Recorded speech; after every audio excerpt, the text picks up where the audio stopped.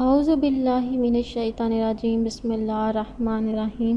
شروع خدا کا نام لے کر جو بڑا ہی مہربان نہایت رحم کرنے والا ہے۔ السلام علیکم ورحمۃ اللہ وبرکاتہ۔ تمام سامعین کو ہمارے چینل کی طرف سے خوش آمدید۔ مجھے امید ہے کہ آپ سب لوگ خیریت سے ہوں گے۔ ناظرین، آج کا جو وظیفہ میں آپ لوگوں کی خدمت میں لے کر حاضر ہوئی ہوں وہ گناہوں اور بری عادتوں سے چھٹکارا حاصل کرنے کے لیے ہے۔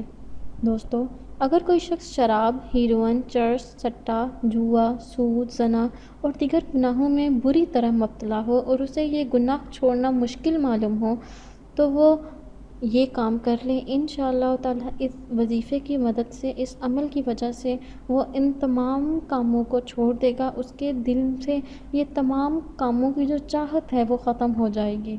دوستو، اگر آپ خود ان کاموں میں مبتلا ہیں تو آپ اپنے لیے بھی یہ وظیفہ کر سکتے ہیں۔ اگر آپ ان تمام کاموں کو چھوڑنا چاہتے ہیں لیکن آپ کے لیے چھوڑنا مشکل ہے، ورنہ آپ کسی متاثرہ شخص کے لیے جو آپ کے گھر میں اس تمام بری عادتوں میں مبتلا ہے، آپ ان کے لیے یہ وظیفہ کر سکتے ہیں۔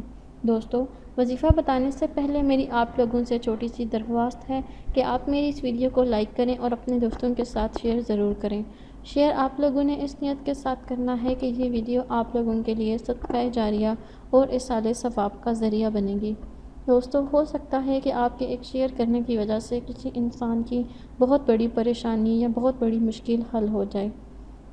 دوستو، آپ نے یہ عمل کیسے کرنا ہے اس کے بارے میں آپ کو اب آگاہ کروں گی۔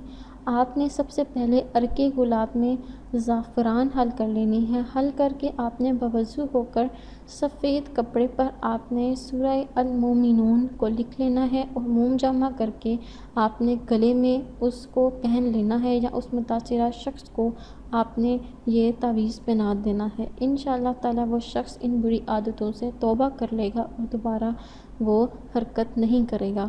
اگر آپ کو یہ کرنا نہیں آتا یا ایسا کرنا مشکل معلوم ہوتا ہے تو آپ روزانہ اس سورہ کو آپ نے تلاوت کرنی ہے۔ تلاوت کرنے کے بعد آپ نے اس کو اللہ تعالیٰ کے حضور میں حاضر ہو کر آپ نے دعا مانگ لینی ہے اس شخص کے لیے۔